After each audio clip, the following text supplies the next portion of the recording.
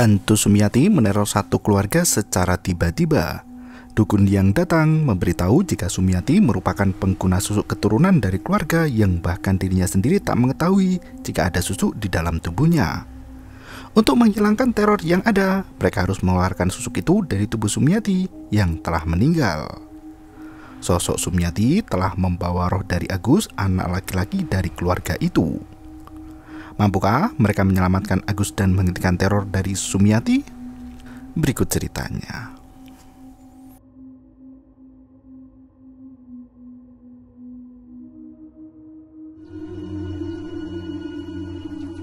Siang itu, seorang dukun Gojali mengamati aliran sungai.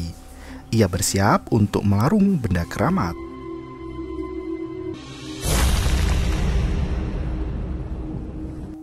Ketika siap, tongkat kayu yang dibawanya dihentakkan ke sungai. Dengan kekuatan gaib yang ia miliki, Gojali membuka kain putih yang ia bawa. Kain putih itu berisi susuk jarum emas. Gojali membuang susu itu ke aliran sungai dan menetralisir energi yang ada. Dan film pun dimulai. Satu hari sebelumnya, kala itu di Bondowoso, Jawa Timur tahun 1989. Malam itu, semua orang sudah berada di rumah masing-masing, termasuk keluarga Sucipto. Keluarga Sucipto sendiri terdiri dari ibu dan 2 anak. Sayangnya, Pak Cipto telah lama meninggal dunia. Di jam pukul 10:30 dini hari, rumah terasa sangat sepi dan mencekam. Wulan dan ibunya Lestari sudah terlelap dalam mimpi. Lestari kala itu terbangun karena mendengar ada sesuatu. Ia mengecek ke dalam kamar mandi, namun tak ada apapun di dalam sana. Lestari memilih untuk mencuci muka hingga listrik tiba-tiba padam.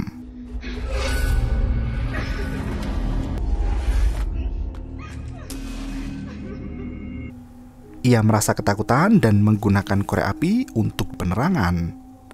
Terlihat sosok perempuan berkerudung putih tepat di belakangnya. Lestari sama sekali tak mengetahui keberadaan dari sosok itu dan memilih untuk pergi. Namun tiba-tiba sosok perempuan itu sudah berada di depan pintu. Lestari yang ketakutan perlahan mundur ke belakang dan untungnya apa yang Lestari alami hanyalah sebuah mimpi buruk. Ia terbangun dan mengamati kamar mandi. Ketika Lestari pergi ke ruang tengah, ia melihat sosok perempuan dalam mimpinya itu sedang duduk di meja makan. Lestari yang ketakutan memilih untuk kembali ke dalam kamarnya lagi.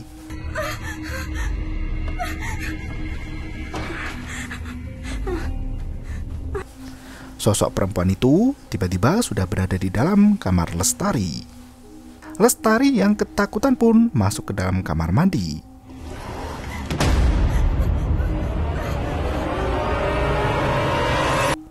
Sosok perempuan itu kini masuk ke dalam kamar Wulan, anak perempuan dari keluarga Sucipto. Wulan yang merasakan hawa berbeda terbangun dari tidurnya. Ia merasakan ada sosok yang berdiri di belakangnya. Ketika berbalik, sosok perempuan dengan tudung putih itu sudah menghilang.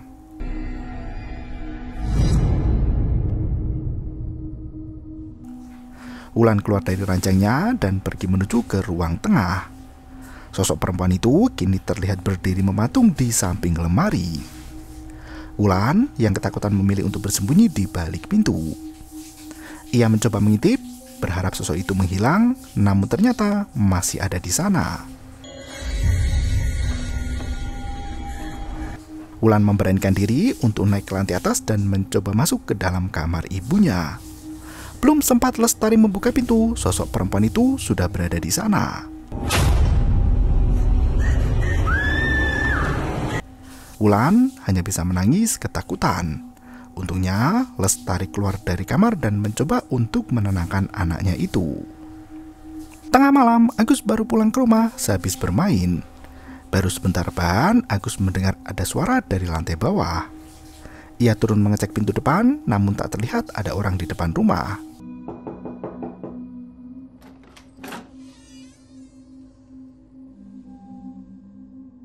Agus mengecek ruangan lain termasuk ke dalam kamar sang ibu. Suara kembali terdengar dari pintu depan. Agus membawa pisau, takut jika ada maling. Pintu depan kembali ia buka, namun tak ada siapapun di sana. Ternyata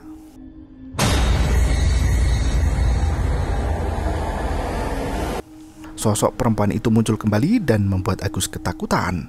Pemuda itu lari naik ke atas dan bersembunyi di bawah ranjang kamar ibunya.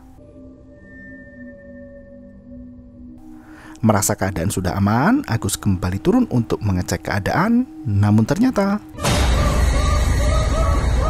sosok perempuan itu masih berada di sana dan membuat Agus kembali bersembunyi di bawah ranjang.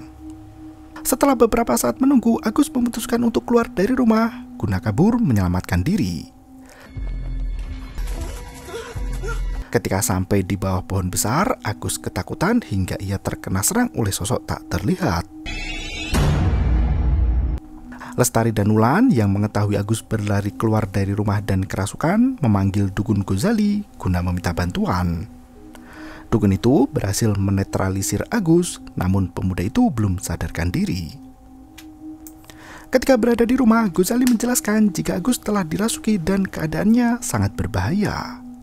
Jasad Agus memang berada di rumah, namun rohnya berada di alam lain. Roh Agus terbelenggu dan ia tak bisa keluar dari alam sana. Gozali berharap Lestari dan Wulan bisa mempercayai perkataan yang terdengar tak masuk akal. Lestari dan Wulan hanya bisa menunduk, tak mampu mengatakan apapun. Gozali menjelaskan jika sosok perempuan yang mengganggu mereka bernama Sumiati.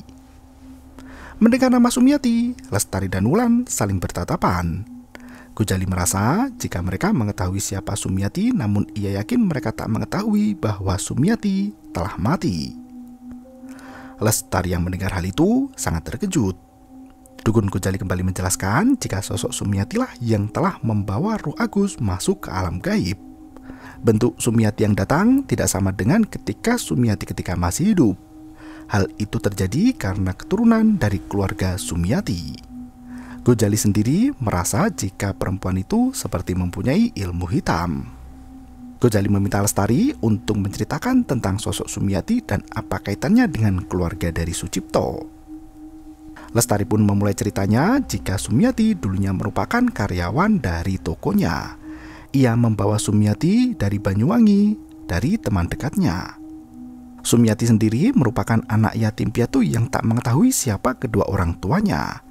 Sumiati dari kecil sudah dibesarkan di panti asuhan. Lestari menjelaskan jika suatu hari ia melihat kedekatan Agus dengan Sumiati. Mereka berdua akhirnya menjalin sebuah hubungan, namun Lestari sendiri mengaku jika ia tak menyetujui anaknya berpacaran dengan Sumiati.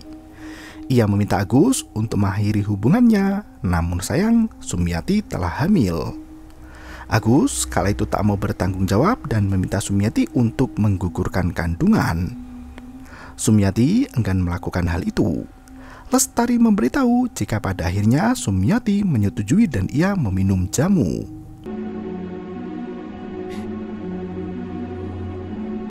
Setelah menggugurkan itu, Agus tak lagi menemui Sumiati. Lestari juga telah memecat Sumiati agar tidak bekerja dengannya lagi. Setelah beberapa hari Sumiati tak bekerja di tempatnya, Lestari mengaku jika semua masalah telah selesai. Gozali memberitahukan jika Sumiati telah mati bundir.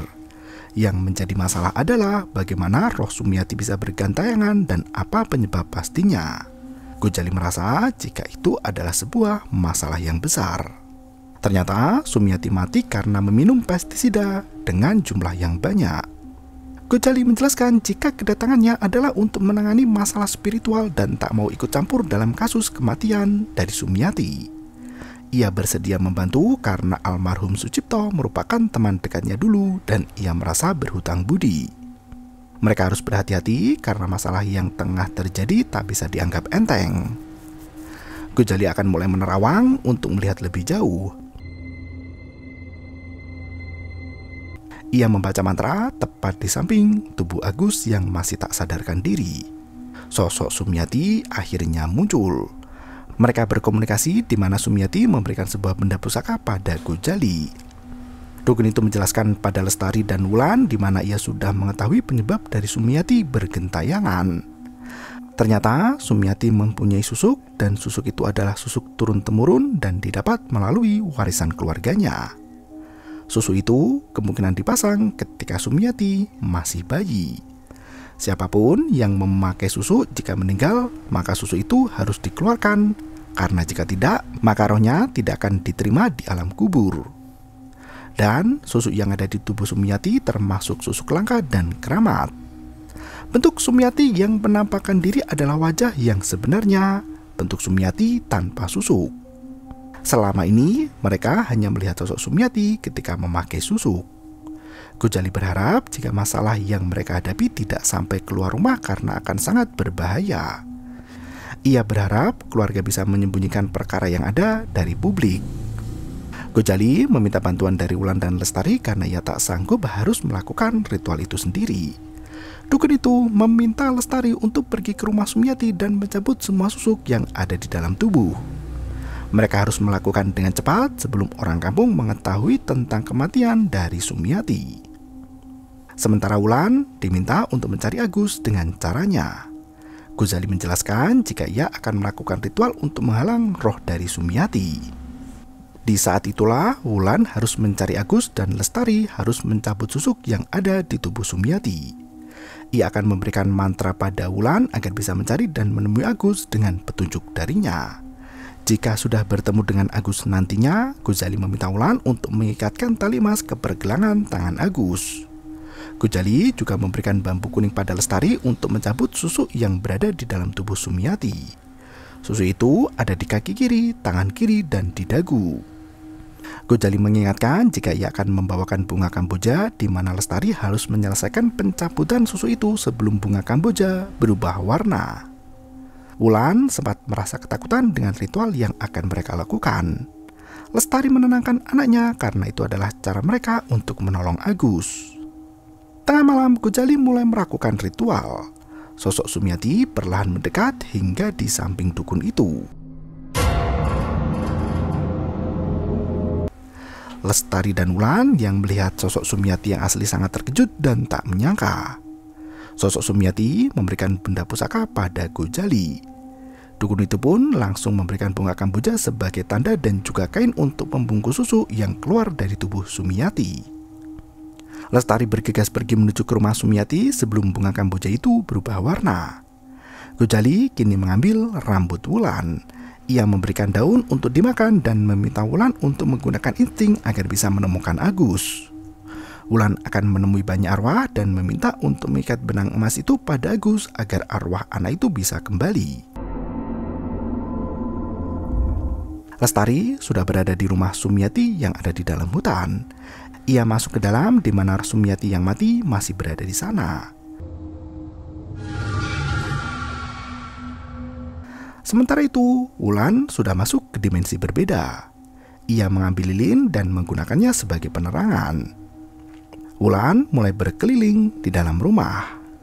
Sementara itu, jasad Agus yang ada di atas ranjang mulai bergejolak. Kursi yang berada di belakang Gojali bergerak dengan sendirinya mendekati dukun itu.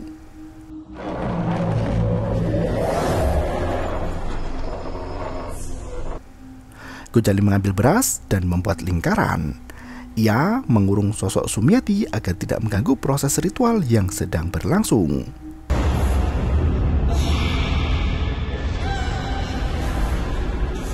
Lestari perlahan mulai mengambil susuk yang ada di tubuh Sumiati. Wulan terus mencari keberadaan dari kakaknya.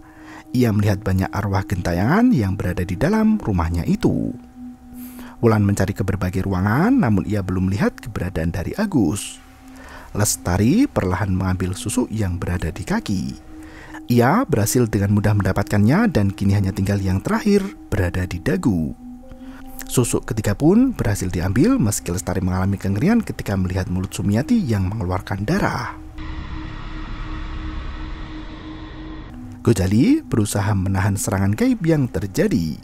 Ia cukup kesulitan menghadapi sosok Sumiati. Wulan kala itu sudah berada di lantai 2. Lestari mendapati bunga Kamboja yang sudah berubah warna. Sosok Sumiati mulai menyerang Dukun Ghazali yang berusaha mengembalikan roh Agus ke tubuhnya. Serangan dari Sumiati yang terlalu keras membuat Dukun Ghazali terkapar tak sadarkan diri. Sosok Sumiati terbang dan langsung masuk ke dalam tubuh dari Lestari. Wanita itu masuk ke dalam dimensi lain. Wulan semakin ketakutan karena orang mati terus bermunculan menakutinya. Tubuh Agus terus kejang-kejang di dalam kamar. Dengan menggunakan obor yang ada, Lestari berusaha untuk mencari jalan keluar, namun sayang, semua gelap gulita. Wulan terus mencari keberadaan sang kakak di mana muncul banyak orang mati dengan wujud mengerikan. Lestari masih mencari jalan keluar dari dimensi itu. Ia tak menyadari jika ada banyak penampakan yang bermunculan. Lestari bertemu dengan sosok yang mengaku telah membuat susu dalam diri Sumiati. Susu itu ia tanamkan nyawa dan mempunyai arti. Namun kini Lestari sudah merusak arti dari susu itu dan harus menanggung akibatnya. Susu itu merupakan susu belahan jiwa dan Lestari sudah memanggil belahan jiwa itu selamanya.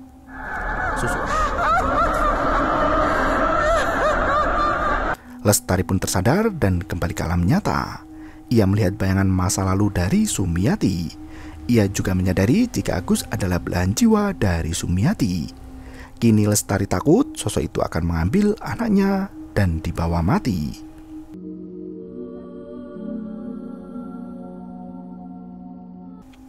Lestari kembali melihat bayangan dari jabang bayi yang keluar dari perut Sumiati.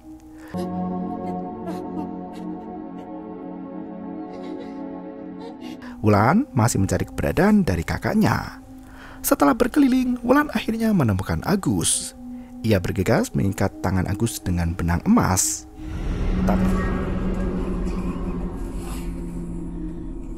Tak berselang lama, Agus tersadar dari pingsannya. Ia berusaha melepas gelang emas yang berada di tangan. Ghazali yang tersadar dari pingsan bergegas membawa Wulan kembali ke alam nyata.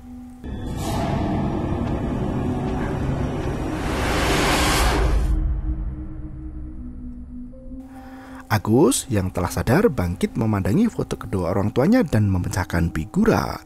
Ia mengambil pecahan kaca tajam dan berkata jika ia sangat mencintai Sumiati. Agus memilih untuk mengakhiri hidupnya sendiri agar bisa bersama dengan kekasihnya.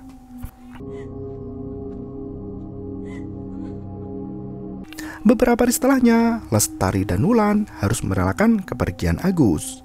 Sementara Ghazali melarung susu itu ke sungai. Dan film pun berakhir. Yo, bermau itu ketarik.